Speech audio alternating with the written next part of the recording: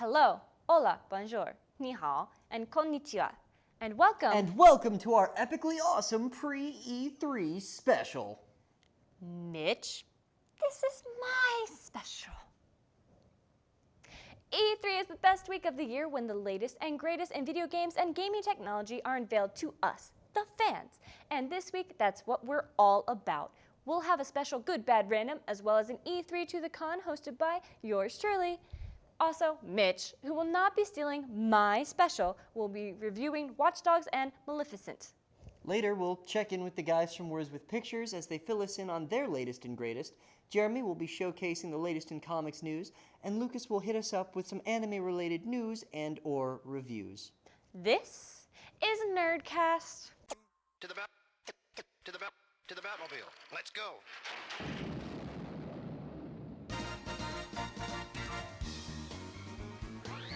Atomic batteries to power. Turbines to speed. Roger.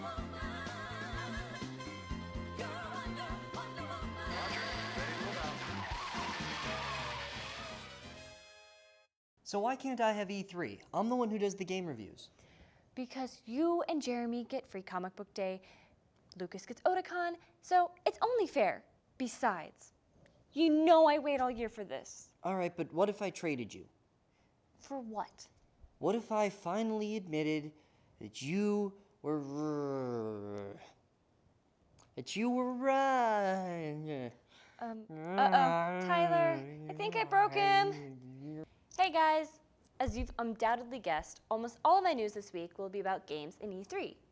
A lot of companies make their announcements the week prior to leave more room for the big stuff during the actual event. Let's get started. E3 starts Monday, June 9th. It opens with the Microsoft press conference at 12:30 p.m. Eastern.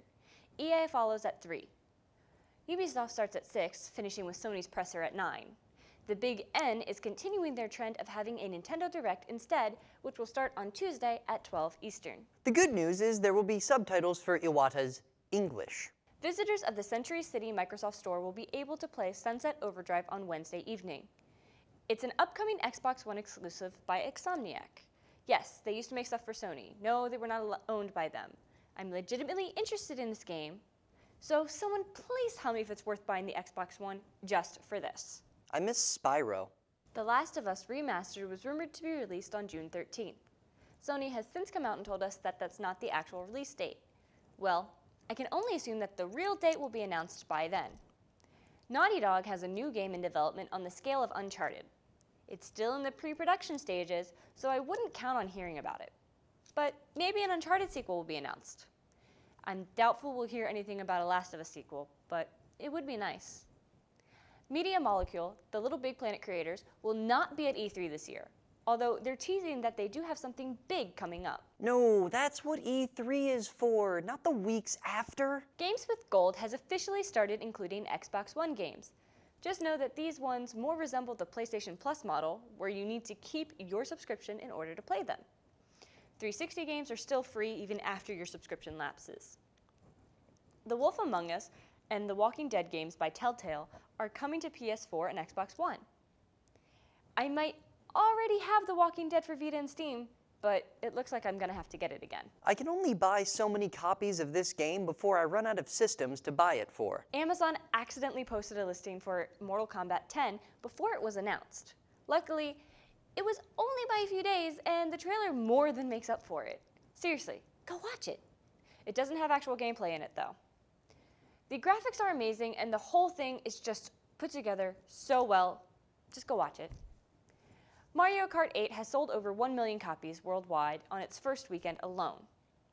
It also caused a spike in Wii U sales, which means Nintendo gets to start E3 on a strong note. There was also a quick start menu update for the Wii U, which makes everything just so much easier. It feels like we go through E3s like burritos go through colons. Just last year, the star of the show was a new hacking-based game called Watch Dogs, and as luck would have it, Watch Dogs recently launched. So, coming full circle, we can now tell you all about it. Watch Dogs tells the story of Aiden Pierce, a hacker who uses his control over computers to steal people's identity for a living. After a large-scale hacking operation gets hacked by other hackers hacking his hacks, Aiden and his partner are attacked by the hacking hackers. leading to the death of his niece. She can no longer play hacky sack. Now Aiden is out for vengeance, hunting down the rival hackers and simultaneously preventing petty crimes with his magic cell phone. Gameplay sits at somewhere between Grand Theft Auto with hacking and, my favorite comparison, Infamous with car stealing, and the only superpower is a Hollywood-level understanding of technology. My biggest problem is that the hacking does not play as big a role as I expected. A god-level control over technology apparently boils down to using context-sensitive traps some of the time. The player has very little control over the enemy AI, and has to hope that they either walk into effective range or have something on them that can be hacked for a temporary effect, like a grenade. Who's putting Wi-Fi on the grenades? No one should be looking at cat pictures on a grenade. Here's the game you're actually getting. Third-person shooting from behind chest-high walls and car chases. This is a genre of gameplay that has been dead for a year, and for some reason the guys at Ubisoft thought they could bring it back with a cell phone gimmick, like it was Bejeweled. And that's not even the worst thing. The worst thing is that none of the characters are likable. The E3 gameplay trailer showed Aiden taking down a human trafficking ring, pretty much the greatest thing you can do to help human beings. But in the game, you don't see any of that. Aiden is killing people and robbing people all game, and every mission is based on his own self-centered revenge scheme. The civilians call him the Vigilante, but he doesn't do a single thing to earn that title. It's not like he's wearing a bat costume. Plus, all that morality is completely bogus. Aiden can stop petty crimes throughout the city and then turn around and rob absolutely everyone's bank account at the push of a button. Not to mention, they sure do give you a lot of guns for someone who tries so hard not to kill anyone in the cutscenes. Aiden simply isn't a good guy. He's just a petty criminal with a hero fetish. Moral choices don't do anything anyway. The barrage of side quests and even the hacking gimmicks have minimal effects on the gameplay, offering the player hardly any rewards or punishments. Aiden simply doesn't need anything, and he can already do everything. Money is only used for unlocking cars, which he already gets for free anyway, or items that he already finds on dead bodies anyway. Most of the upgrades that are so situational, they're completely useless, and the game can be easily beaten without upgrading once. Also, people like him for no reason. What more could you need? No matter how many civilians he runs over or cars he robs in broad daylight. For people in this universe who don't automatically like him for no reason, the characters in this game are uninspired or annoying. The gameplay is a GTA rehash with gimmicks, and there are so many side quests, they need a filter option. Plus, who likes unskippable dialogue whenever you restart a mission? Or missions that are just driving somewhere so you can watch a cutscene then be told to drive somewhere else? The bad design choices in this game drove me insane. I can't call Watch Dogs the flagship title the PS4 desperately needs. Instead, all I can say is that it's not worth being logged into the Uplay hive mind. Watch Dog earns Fluffernutter's seal of disapproval. Samsung is working on the hardware for a new VR headset, while Oculus is taking a stab at the software side. Really, the whole deal sounds just too good to be true, so it probably is. I'm not holding my breath, but soon you might be able to use your phones in conjunction with VR, maybe even as the screen itself. Asus now has 2 new Steam machines. Prices have yet to be announced, but they are expected to be released in the 3rd quarter of the year. I like choices, but it eventually gets to a point where it can break a man. Mitch, please don't break again. We just fixed you. Some former BioShock devs have announced a game called The Black Glove, and it's sounding pretty epic. Hopefully we'll get some more substantial details soon. Kinect for Windows is now available for pre-order, which is probably why the Xbox One controller is now compatible with PCs, and all you need is some new drivers. Hey Jess, we gotta hurry it up or we'll be late for the press conferences. All right. NBC has revealed that Constantine will debut in October on a Friday before Halloween, perfect for the spooky season. Some protesters in Thailand are using the 3-finger salute from Hunger Games in their demonstrations. Officials say one person using the symbol is fine, but in a group of 5 or more and they will have to take action. Finally, Penny Dreadful has been renewed for Season 2. And that's it for today, guys. See you next week when we have our E3 recap. Let's take a short break to talk about Angelina Jolie's cheekbones. I mean Maleficent, a movie about Angelina Jolie's cheekbones. They are the least realistic looking thing in this movie. Maleficent is the wickedized version of Sleeping Beauty, and so it tells the story of how Maleficent was misunderstood, got a bad portrayal in the Disney movie, and was actually the hero of the story the entire time. The new story adds to the beginning and end of Sleeping Beauty. It goes, Maleficent was the most powerful fairy ever until she met a boy, Stefan. Ugh, an awful fairy tale name. Stefan, who ripped her heart out in the form of, holy crap, ripping off her wings. I know the majestic Stefan is supposed to be confused by the greed of men, but he gives her a roofie potion and freaking maims her. Stefan. Maleficent then goes on a mopey spree until Sleeping Beauty and she can plan her revenge. Now, normally I like stories that turn a classic on its head and show another perspective, but concept can only take you so far. This movie is boring. The whole thing treads along at a plodding pace, filled with half scenes that involve a few spoken lines with no real development. And then they just sort of end, having told the audience nothing. But the worst sin is that there is a narrator. The shame. To anyone writing a movie, if you need a disembodied voice explaining the actions and emotions of your characters, then you have written a bad movie. This movie throws in a narrator so often that the scenes are literally repeats of what the audience was just told.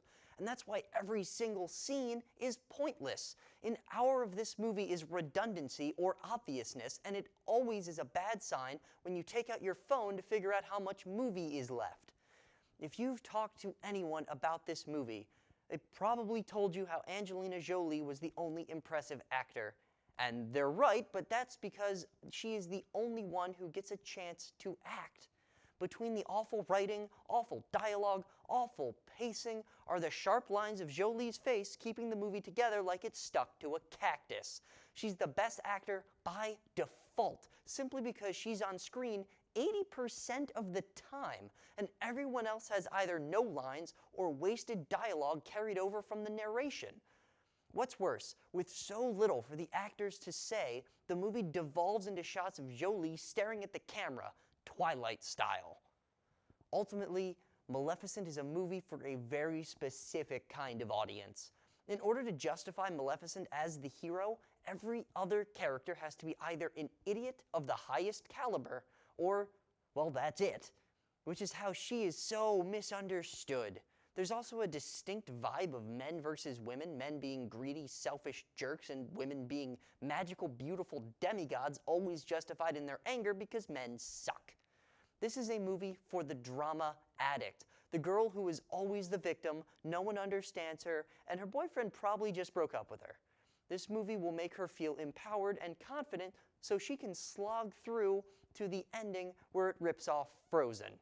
For everyone else, this movie easily earns Fluffernutter's seal of disapproval. Are they still fighting over who gets the E3 special?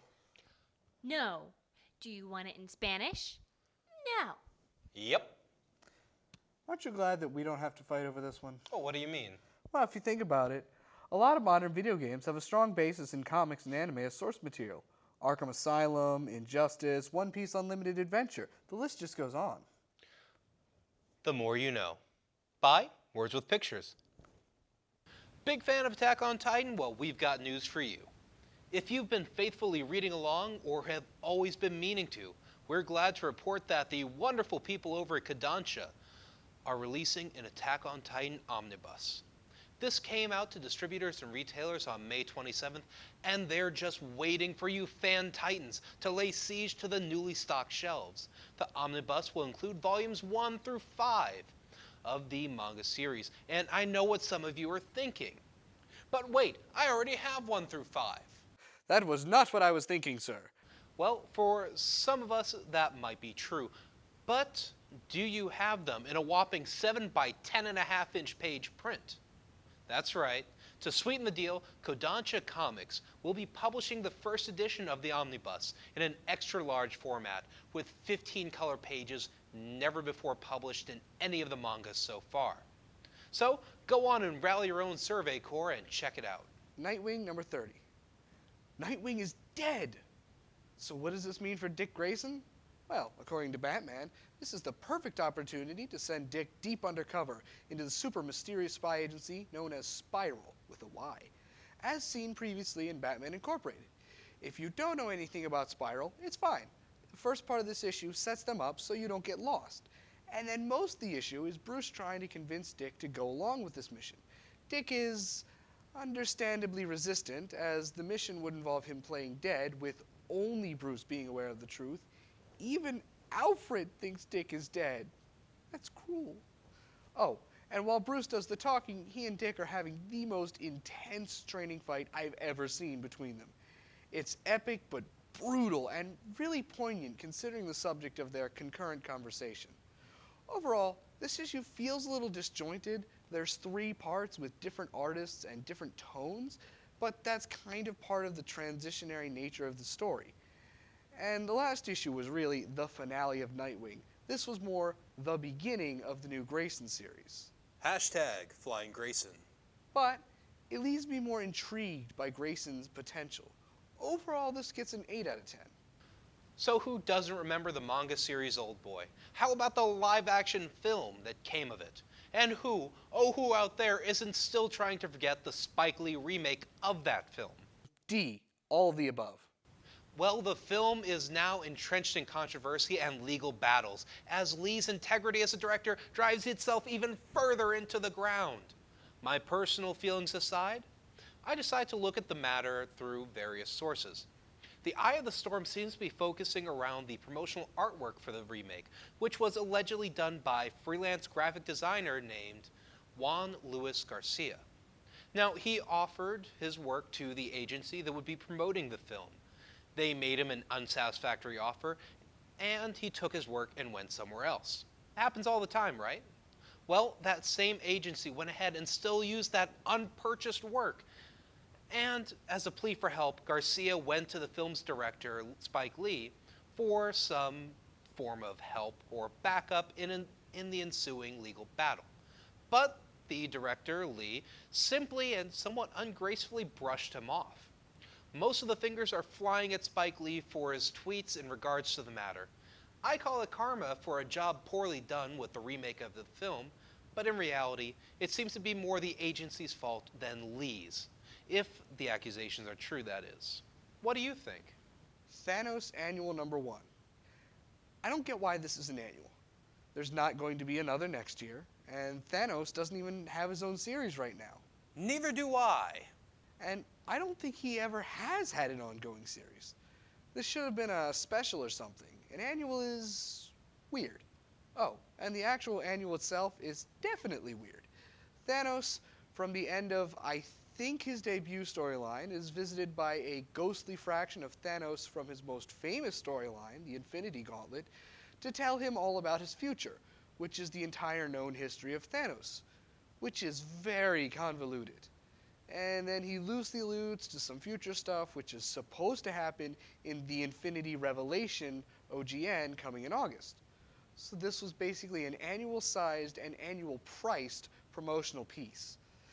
The art wasn't bad, but it felt very outdated. Basically, unless you're a Thanos fanatic, you don't need this. 4 out of 10. Rowdy sumo wrestler Matsutaru. The series focuses on this huge, hulking brute of an idiot who is a completely and utterly horrible person. When he's not kidnapping his oh-so-lovely middle school teacher, carjacking, or cheating on tests, or even stealing candy from his baby brother. He's, well, doing other awful things. As a main character and the face of the show, he's completely unlovable. No matter how hard you turn your head and squint your eyes, you just can't pass him off as a lovable goof or even an oversized boyish prankster. I don't know, Lucas. This still sounds like a better story than Twilight. He's just mean. The series is based off the manga series, which ran from the mid to late 70s all the way through the 90s. And quite honestly, right now, I just don't see an audience for it anymore. The story is basically the chronicle of Matsutaru, who is later revealed to be an up-and-coming sumo wrestler. But what we're really seeing is nothing more than his uncouth shenanigans. Now, story aside, the production is, well, disappointingly wretched. I mean, I can appreciate them sticking with the original art style from the manga. It's a little refreshing, but there's a point where it just comes off as lazy. And like many other things with the series, it's a point long since crossed. Mighty Avengers number 10. So far, this was not what I expected. Quite different from the other original Sin times we've encountered and been expecting. Not yet does this issue go into the revealed secrets of any characters. Instead, it's mostly about the emotional fallout of the Watcher's death from one of the people who could truly call him friend, the superhero Blue Marvel. Are you fluffing serious? What, they run out of names? Yeah. There are some interesting things developing in Blue Marvel's future, but then this issue ends up being almost entirely about him talking to the Watcher's wife. The only other thing that happens in this issue is some development on the ongoing Blade/Deathwalker story, and that seems to be distracting from the limited original Sin story. And those are the only two members of the Mighty Avengers who actually show up and do anything in this issue, aside from a quick 2 pages of Luke Cage and the Falcon fighting a mindless one. The sense of humor is still here, with the amusing intros and the somehow menacing were-chickens, but this wasn't the best issue. 7.5 out of 10. In the spirit of old series coming back to the newer waves of otaku, we have another Dragon Ball Z movie.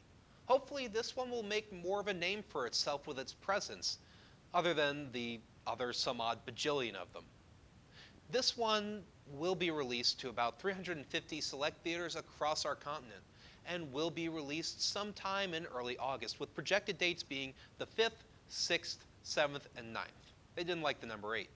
In terms of the plot, Battle of Gods will pick up right after the defeat of Majin Buu in the series, when yet another tremendous threat to humanity is instantly awoken. Because why should Goku and the gang have a day off? Am I right? This new force is an ancient and, you guessed it, powerful god of destruction, who learns of Goku's long-since defeat of Frieza. Lucas, this is what happens when you get your news updates through Toonami reruns. As usual, it's up to Goku and friends to save the world and quite possibly the universe, as well humanity's last hope. The trailer seems promising, but I don't know. Look, I'm not Goku, I'm just saying. Trees number 1. Warren Ellis is an amazing comic writer, especially when it comes to unique sci-fi. So it's no surprise that I'm on board for his new Alien Invasion Image series, Trees. And this may be the most unique alien invasion story out there. Have you forgotten about Sergeant Frog? Basically, aliens come down to Earth, landed these colossal columns down in major cities, in remote locations, just everywhere, and just kind of planted them down in the ground. And 10 years later, they still have yet to appear themselves or acknowledge humans in any way. Every other alien invasion story feels so conceited by comparison. Like, we have to be conquered, like the aliens even care about us, like we matter. We're just ants to them. Here, apparently we don't matter.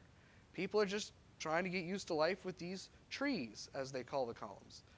I'm not sure which of the characters set up here is focal, or what the direction totally is, but I'm way interested in this. 8.5 out of 10 at the start. This E3 edition of Good Bad Random will be our predictions here at Nerdcast for the upcoming week. We might even follow up with some of these and see if they came true. Hey guys, has it started yet? Well, not yet. Wait, I'm getting a prediction. You will let us help with Good Bad Random? Well, we'll see. Good. Microsoft is going to have a great press conference and will be able to win back all the fans it lost last year. Bad. They're making another Battlefield game. Random. DC will confirm Dorothy Spinner, Cobalt, and Gnort as playable characters for Injustice 2. They might just tell us a release date for the new Fallout game. Bad. Sony, while they'll do okay overall, will have a really bad press conference. Random. At this point, we have no idea if the Order 1886 is going to be good or not. Good. Suda51 will have some absurd, crazy game to announce, and possibly details about No More Heroes 3. I don't see another Saints Row game coming out anytime soon. Random. Somewhere, there will be a video of Master Chief, Mario, and Crash Bandicoot battling it out to see who is on the superior system. Good. Mirror's Edge 2. Bad. The Last Guardian probably still won't have a release date yet. Why do I get the feeling someone's gonna make and Attack on Titan DDR. So, are you ready for E3? Yep. Well, how do you know? Well, you've been to conventions before. Well, yeah, but not to a video game convention. Well, luckily for you, I'll show you and all our viewers how to be ready in this installment of To The Con. Hello everyone, and welcome to the latest segment of To The Con, your behind-the-scenes look at conventions, gaming tournaments, and geek events both locally and nationally. This month we give you a preview of the upcoming Electronic Entertainment Expo, commonly known as E3. Companies use this forum to announce and give us previews of the most anticipated titles and next-generation gaming systems and accessories. In addition, E3 presents the latest in internet and mobile gaming, with social gaming added to the mix. Lastly, E3 allows indie game companies a chance to play with the big boys and hopefully become the next big thing. This year's expo takes place between June 10th and June 12th, with a preview day on June 9th at Los Angeles Convention Center. For those of you that are able to attend E3 in person, congrats you lucky noob! For the rest of us, you can still get a front row seat to all the action without even leaving your house. E3 partners with several television networks, both on cable and on the internet, to deliver the action right to your living room TV or your computer. This year, E3 has partnered with Twitch TV to live broadcast all of the action to any web-enabled device. E3 also has partnered with GamingTrailers.com to showcase all of this con's released trailers for the upcoming year. And, as the saying goes, there's an app for that. Be sure you download the official E3 app to receive updates on the show. So now that we have told you how you can attend E3 via TV or the web, what should you look out for? While the E3's 2013 Expo was all about next-generation consoles, this year it's all about the games. On June 9th, the majority of the larger gaming companies will be holding their annual E3 conferences. Microsoft will be hosting its annual press briefing first. Be sure to take a look at big names such as Halo 5 and Mass Effect 4, exclusively coming to the Xbox One. Electronic Arts will follow up with showcasing their newest addition to the Dragon Age saga, Dragon Age Inquisition. Ubisoft will be after them, and they will be showing off such titles as Far Cry 4 and The Division. Sony brings us up to date on everything PlayStation and PC with PlanetSide 2 and The Order 1886. Lastly, Nintendo fans are going to have to wait until June 10th at 9 a.m. for their sneak peek at the newest Smash Bros. And many other Mario Universe titles. While these conferences will be giving details about all of the new games being released from each company, be sure to tune in to specific game briefings and watch for new, top-secret titles yet to be revealed. In addition, indie gaming companies will be giving smaller briefings on their new titles. One up-and-coming company is Ingpei Games, releasing the title Zombies, Monsters, and Robots. Watch their briefing on Thursday, June 12th at 10:15 a.m. Check out E3's website for the full schedule, and again, be sure to follow E3's Twitter feed and app for any updates to times and programming changes. E3 is always an exciting time of year, as many game developers get us pumped up for the next chapter in a gaming franchise or the latest innovation in technology. So grab your 48-pack of Mountain Dew, your super family-sized bag of Doritos, and settle in for 4 days of video game epicness. I'm Jess, and I'll see you at the con. As usual, thanks for watching our show. And the first half of our two-part E3 special. Where's part 2? Well, next week, the E3 recap, it's just too awesome to hold into one episode. Fair enough. By the way, do you have any predictions for this year's E3? If so, hit us up on our Facebook page. Or send it to us on Twitter. Bye, guys. See you next week. Alrighty, I got a hearty harumph out of that guy. We're good to go. Plus, all that morality is completely bogus. Aiden can stop petty is a tough word. Bleh. I stumbled. One more time, please. What did I just... Wow. I can't pronounce words. I don't know English. I got tall lessons from Godzilla last time. Random. That was dumb. Shut up. Pretend I'm adorable and lovable and that I don't bite. DC will confirm Dorothy Spinner, Cobalt, and... What was my last one? Good dry run. They've left me alone in the studio. I can finally tell you the truth. We're all being held captive. We got a system now. NBC has revealed that Constantine will debut in October. Bleh, that was terrible. Sorry. Let me do that one more time. As luck would have it, the text runs out exactly at the phrase, as luck would have it.